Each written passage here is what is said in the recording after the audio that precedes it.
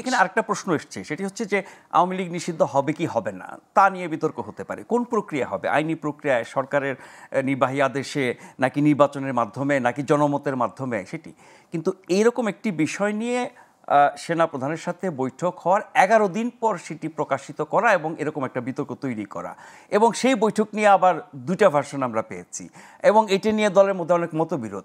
তার মানে এই সময়ে সে এইটা ডিসক্লোজ করার পেছনে অন্য কোনো সংকটকে আড়াল করা বা দৃষ্টি ফেরানোর কথা যেটা আমরা শুনি, সেরকম কিছু কিনা? হ্যাঁ, আমি সে জন্যই আপনাকে বলেছি যে এটাকে ওই যে আমরা বলি না টার্ম কার্ড একটা রেখে দিব।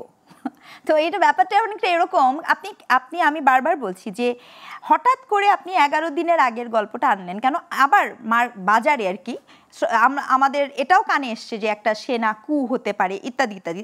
সত্য মিথ্যা কিন্তু আমরা নাগরিকরা কেউ জানি না, কিন্তু এই ধরনের একটা সোশ্যাল মিডিয়া এক্স্যাক্টলি নানা ধরনের গুজব থাকে এবং ভারতের মিডিয়া তো আরো বেশি, কারণ সে তো বলেই দেয় যে যখন তখন সেনা নামায় দিছে ইত্যাদি ইত্যাদি। তো সেই জন্য এটার রিপারকেশন হতে পারে, কিন্তু আমার কাছে যেটা মনে হয় যে দেখেন, যে আমি এটা ফিল করি যে আওয়ামী লীগের রাজনীতি থ্রেটেন যে কটা পার্টির, এখানে আমি শুধু এনসিপিকে বলবো না, শুধু এনসিপি না, আরও কিছু পার্টি আছে যারা রিভেঞ্জফুলি আওয়ামী লীগ নিষিদ্ধকরণের সাথে বদ্ধপরিকর।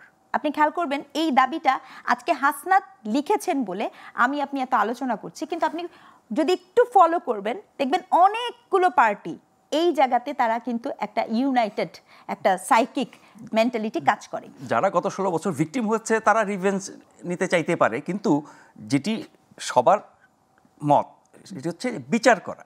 তো বিচার হচ্ছে না, কিন্তু এটাই দুঃখজনক। আলাপটা হওয়ার কথা ছিল বিচারিক প্রক্রিয়ায়, বারবার বলছি আলাপটা কিন্তু বিচারিক প্রক্রিয়ায়। আপনি তাদেরকে আসতে দেন না, তারা কি গ্রাউন্ডে আসে জনগণ জানতে চাবে না?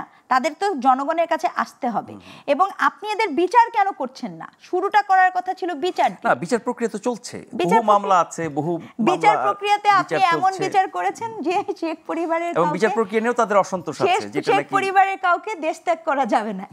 এটা হচ্ছে আপনার বিচার প্রক্রিয়া, যারা অনেক আগে চলে গেছে, 7 মাস পরে, এবং যা অনেক আগে চলে গেছে। এরকম হলে তো আসলে হতাশা ছাড়া কোনো উপায় নেই।